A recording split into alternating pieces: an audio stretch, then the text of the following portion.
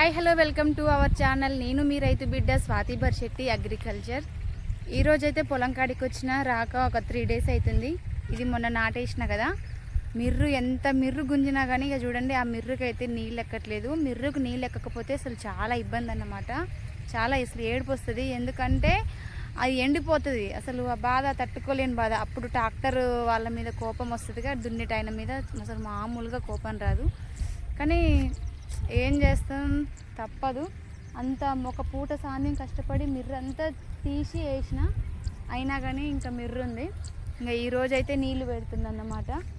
ఇగో ఈడైతే నేను మెది తొక్కిన, అంటే ఏమంటారు, మెద్దొక్కడం, మెద్దీసిన మెద్దొక్కిన అంటాయి. ఇక్కడ మెది కట్టిన కదా, పడుతుందా ఈ మెద అనేది తీసిన ఈడ ఆడ, ఎందుకంటే ఇది దబ్బున ఫుల్గా నిండాలని. ఇక రేపైతే ఈరోజే అనుకుంటా, ఈరోజు వరాలు తీద్దామంటే మామయ్య ఉండి వాళ్ళది కరిగట్టంట తీద్దామని చెప్పిండు. మరి ఎప్పుడు ఇవ్వాలన్నా రేపా అనేది నాకు ఇంకా క్లారిటీ ఇవ్వలేదు. ఇక ఇంటికాడుండి నేను ఏం చేస్తా, అసలే చేసేది పొత్తులు అన్నమాట. ఇది మాకు నీళ్లు లేక ఈ వ్యవసాయం అనేది మేము పొత్తులా చేస్తున్నాం. భూమి ఏమో మాది, నీళ్ళేమో మామయ్య వాళ్ళది. మామయ్య అంటే ఎవరో కాదండి, మీ అందరికీ తెలుసు కదా.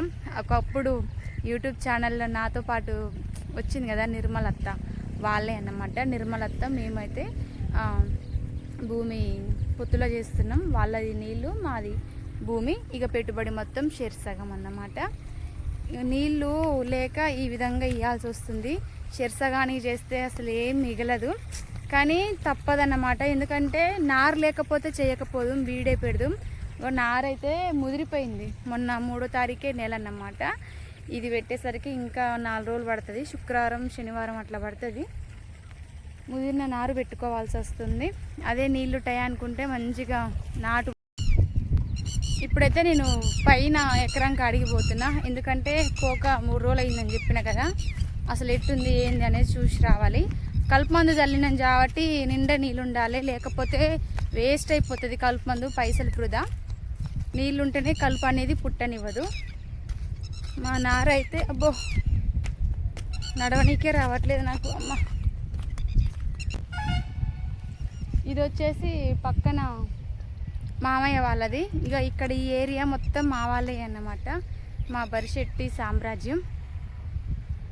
ఇది వచ్చేసి మాది చూడండి అసలు యాత ఎట్లా ఉందో. యాత మంచిగా వేసినాం కానీ నార అనేది బాగాలేదన్నమాట.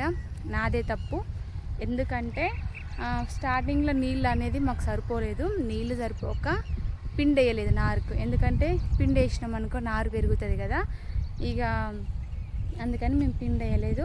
ఇక మొన్న 15-20 రోజుల కిందట ఒక వాన పడ్డది, గట్టి వానే పడ్డది. ఆ వానకి దున్నిచ్చినాం అన్నమాట. ఇక నారు అప్పటికప్పుడు ఇక పిండి వేయాల్సి వచ్చింది. ఒకనాడు 2 కిలోలు వేసిన, ఒకనాడు 1 కిలో వేసిన, మొన్న గులకలు చల్లినాడు ఇంకొక కిలో వేసిన. 4 కిలోలు వేసేసరికి ఇక సొప్ప పెరిగినట్టే పెరిగిందన్నమాట నారు. పిండి పవర్ కూడా ఇచ్చుకోలేదు, అందుకనే వాడు పట్టింది. ఇక ఇది చచ్చి బతుకుతుంది ఇట్లా వాడు పట్టిన నారు మొత్తం.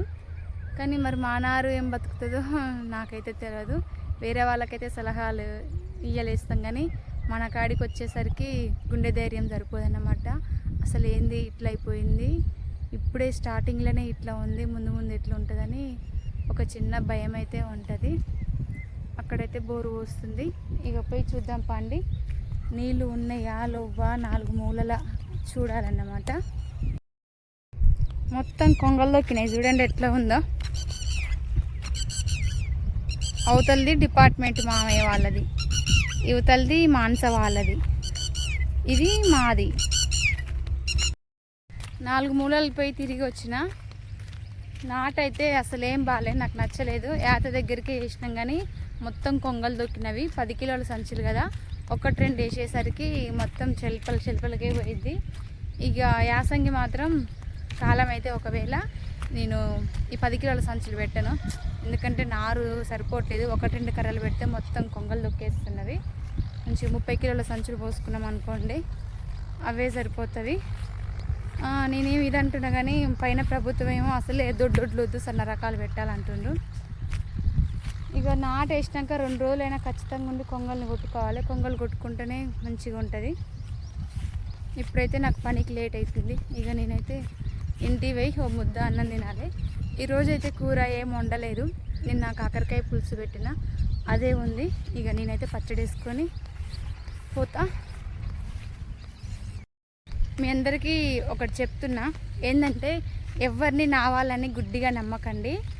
ఎవరినైతే నా వాళ్ళు అని అనుకుంటావో వాళ్ళే నీ పానం తీసే స్టేజ్కి వస్తారన్నమాట. ఎందుకంటే అనుభవంతో చెప్తున్నా, ఆ అనుభవం నాకైంది కాబట్టి మీ అందరితోటి చెప్తున్నా. ఎవ్వరూ మన వాళ్ళు కాదు. మన అసలు ఒక తల్లి కడుపులో పుట్టిన పిల్లలనే తల్లిదండ్రులు ఒకరి మీద ఒక ప్రేమ ఉంటుంది, ఇంకొకరి మీద ఇంకొక ప్రేమ ఉంటుంది. అలా రక్తం పంచుకొని తన పేగు తెంచి ఏమంటారు జన్మనిచ్చిన తల్లికే బిడ్డల మీద అట్లా ఉంటుంది. అంటే అందరినీ ఒక తిరిగినే చూసుకుంటుంది, కానీ అట్లా ఉంటుంది. అలాంటిది బయటి వాళ్ళు అస్సలు గారు. అందుకనే ఎవరిని నా వాళ్ళని నమ్మకండి, మోసపోకండి. నేనైతే ఆల్రెడీ జీవితంలో అసలు కోలుకోలేని దెబ్బ, అసలు ప్రాణాలతోటి ఉండనా అని డౌట్ తోటి ప్రాణం కోసం పోరాడుతున్నా. చాలామందికి ఐష్ తల్లి అంటే చాలా ఇష్టము. అలాంటిది ఆ పిల్లలకి తల్లి లేకుండా చేద్దామనుకోరు. నేనైతే తిట్టినోని తిట్టను, కొట్టినోని కొట్టను. ఎందుకంటే అన్నిటికీ ఆ భగవంతుడే ఉండు. కర్మ అనేది ఖచ్చితంగా ఒకటి ఉంటుంది. అన్నిటికీ ఆ కర్మే ఒక లెక్క చూస్తుంది. ఇప్పుడు మొత్తం బురదలంగా నడుచుకుంటూ వచ్చిన కదా, చెప్పులకు మట్టి చూడండి ఎట్లా ఉందో.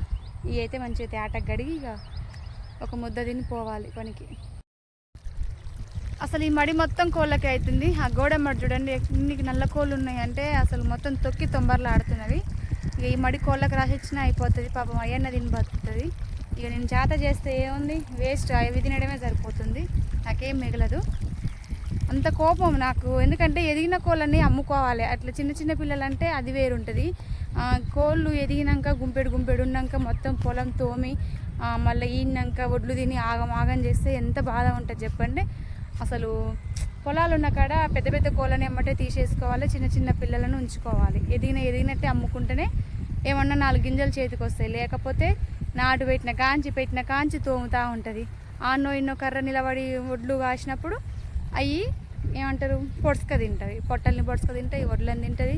అసలు కోళ్ళ వల్ల చాలా రిస్క్. కోళ్ళని అమ్ముకోవాలి పొలాలు ఉన్న కాడ, లేకపోతే సాధనన్నా సాగద్దు. నేనైతే కోళ్ళని సాగుతున్నాను. నాకు అసలు ఇష్టం ఉండదు. ఎందుకంటే మొత్తం తోమి తుంబర్లాడుతుంది. వీళ్ళతో మాట వాళ్ళతో మాట ఎవడు పడుతుందని నేను దోవన, అది సాధన అన్నమాట.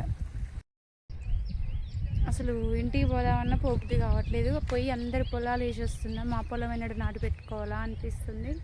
అసలు వర్షాలు లేక మా పరిస్థితి అయితే చాలా దారుణంగా ఉంది. మీరు అనొచ్చు నువ్వే పెద్ద రైతువా ఇంకా లేరా అని అనొచ్చు. ఇది నా ఒక్కదాని బాధ కాదు, ప్రతి ఒక్క రైతు పరిస్థితి ఇదే అన్నమాట. ఊరు పెట్టి అయితే నడుచుకుంటూ వచ్చినాం. అబ్బా దిమ్మ తిరిగి బొమ్మ అవపడ్డది. బాటి నీళ్ళు అయితే తాగి ఇక యుద్ధానికి సిద్ధమై డ్రెస్సులు అయితే వేసేసినాం. కొత్తగా వచ్చింది ఈ అమ్మాయి. నాయనమ్మ పాట పాడతా అంటే నారే అయిపోయింది. నారు వీకడం అయితే అయిపోయింది. ఇప్పుడైతే యాతకు పోవాలి. గుడుం పట్టేటప్పుడు పాడతావా? నాయనమ్మ వాళ్ళ కల్మేర్ల పాట పాడతారంట.